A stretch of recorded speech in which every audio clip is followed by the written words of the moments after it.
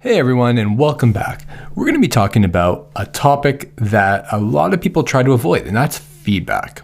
Now, I feel like a lot of designers avoid feedback. There are reasons why. It could be that they're scared to have their work critiqued. Possibly they don't know how to actually approach the situation with clients or team members. So I'm going to show you why it's so useful to get feedback, and then we'll get into how you can actually get good feedback. So let's jump right in. So let's talk about receiving feedback. Feedback can be a frustrating part of every project. It may feel like a battle with clients. With clients, you may feel like you're coming to a compromised outcome when it should feel like an alliance of ideas that, elevates that design solution. Design critiques are, full of little subtleties, just like any other conversation, and it can turn painful quick when you can't define a process or if egos get in the way.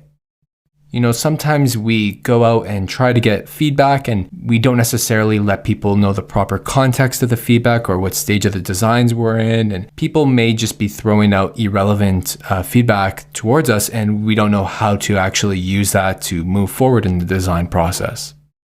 So if it's so hard, why is it so important? Well, that's because you're doing it wrong. And we're going to get into that next, but it really helps you distance yourself from your designs.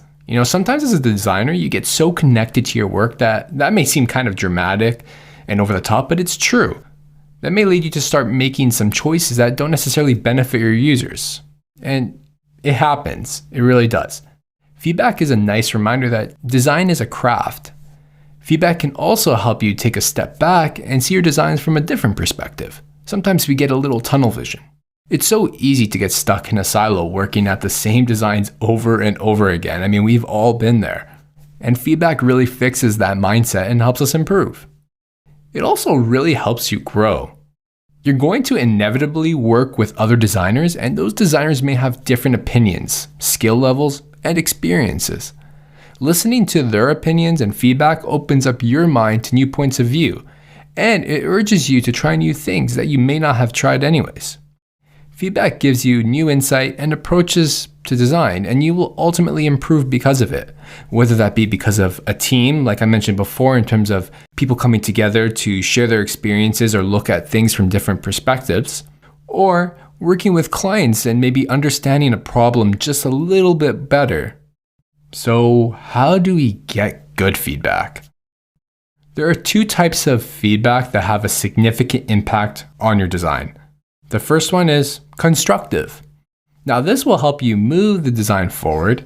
It can also uncover clues to answering those open questions you may have. It can also identify new blockers for your idea's success and can add momentum towards a direction. Both negative and positive feedback can be constructive. So when I say that, I mean that your designs may not resonate with the user base, or your designs may not actually solve the problem that you should be solving. And you may get negative feedback, but that feedback is still good because it's going to push you in a new direction that you need to go in. The second type is destructive. Now this will cloud the way your design moves forward. Your design can be misled by asking unrelated questions or wasting people's time by derailing discussions. It can be really difficult to understand what matters because there is just so much noise. This really, really happens a lot.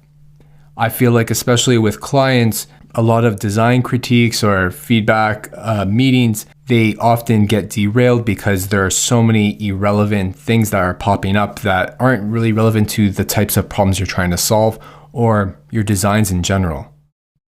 The goal is to get your group to give you constructive feedback, and I'm going to show you how to do it in the next video.